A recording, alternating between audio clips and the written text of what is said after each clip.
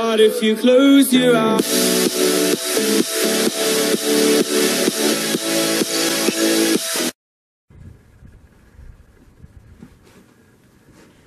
hey guys, Wisco Nation.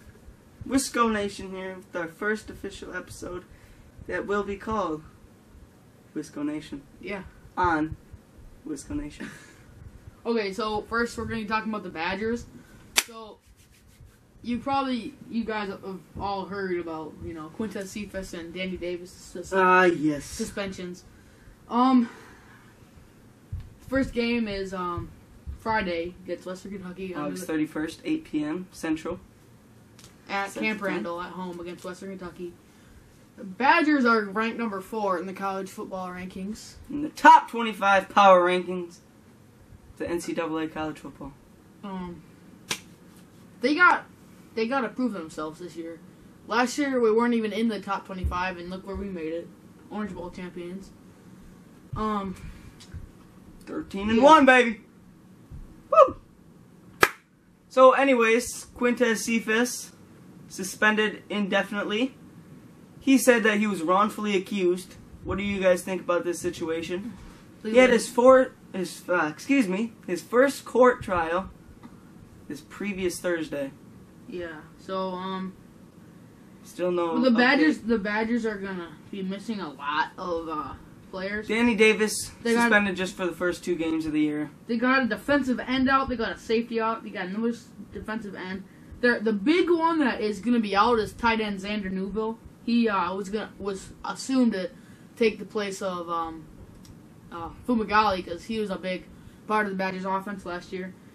And then Bradrick Shaw, who the running back, he got some playing time last year, but with The all-star true freshman from last year, Jonathan Taylor. yeah, he's gonna Just with a huge rookie season, I guess you could say. the biggest problem that Taylor needs to solve is hanging on to the football. He had too many turnovers last year. That's always been the Badgers' problem. You look at Corey Clement, always carried the ball like this. Fumbled way too many. Both of them, great running backs. Melvin Gordon and Monte Ball were 2 great running backs that hardly ever turned the ball over, which is great. Corey Clement was a little iffy on that. I don't think he was good as everyone expected him to be, but Jonathan Taylor, if he hangs on to the football, he's going to be a great running back for the Badgers. And then there's 3 guys that are out for the season. Outside linebacker, defensive end, and offensive lineman, which isn't that big, but the biggest loss Comment below what do you think Jonathan Taylor's chances are of winning the Heisman this year? He was close last year. Yeah, finished 4th? 3rd or 4th, I believe. Yeah, but the biggest loss for the Badgers for a little bit is going to be Xander Newville, tight end. He was going to be ready, and then a hamstring injury just slowed him down, it looks like. Kyle Peniston will be the number 1 option. He's gotten a lot better. No one thought he'd come this far. Jake Ferguson is going to be great. He was the safety last year, who no one thought he'd be as good as he is, but he really proved himself in late last season. And obviously, T.J. Edwards did not decide to go to the NFL draft this year, so he will play his senior year here at Wisconsin. Which is going to be big for the Badger defense. Big defensive piece to have back for one more year. The Badger defense is going to be unbelievable, I think. They just got to stay healthy. You got Dakota Dixon, a great leader in the defensive backfield, and great year last year, made a handful of big plays. Yeah, he's just an all-around motivator. If you look at those videos, he's always the guy hyping them up and getting them ready for the football game. I love it. Yeah, gotta love that energy. Mhm. Obviously, the big thing that always keeps the players into it is jump around at Camp Randall. Yep. We all know that. If you're a Badger fan, you got to be there for the third quarter. Yeah. So the Badgers have Western Kentucky, then they have New Mexico, then BYU, and then this is when it starts getting tough. They have a game at Iowa, then they play Nebraska at home, which is going to be a big game. Nebraska is very improved, got a new coach. Then they're at Michigan. They are home against Illinois, who Illinois won't be very good again this year. and then they're at Northwestern. That is a huge game.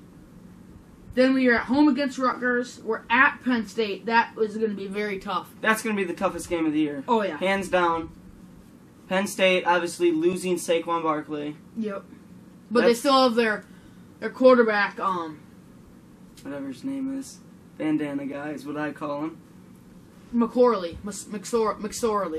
I can't think of his name. Something like that. So, obviously, it's going to be interesting to see how Penn State's running game is this year. Yep. And then we're at Purdue, who's not very good. And then we all know we have to beat Minnesota the last game of the year. It's at home. Battle for the Axe, baby. We've had the Axe a handful of times in a row now. I don't even know how many times. Probably about my lifetime, at least. Maybe not that long. But yeah, we're at home against Minnesota. And obviously, we all remember how Wisconsin had a easy schedule last year. There's no excuses for that this year. It wasn't as tough as some teams, but it's because the Big Ten wasn't very strong last year. They were pretty good. We just didn't play all the great teams. Yeah. Obviously, we all know the top 3 teams in the Big Ten, at least last year, were Penn State, Ohio State, and Wisconsin. This year, one of the best teams, the toughest team in the Big Ten is probably going to be Michigan State. Michigan State is going to be all around solid. They're going to have a great defense with a good offense to back it up. Michigan State's never been bad. They've always been decent, and it's going to be tough to see what happens this year.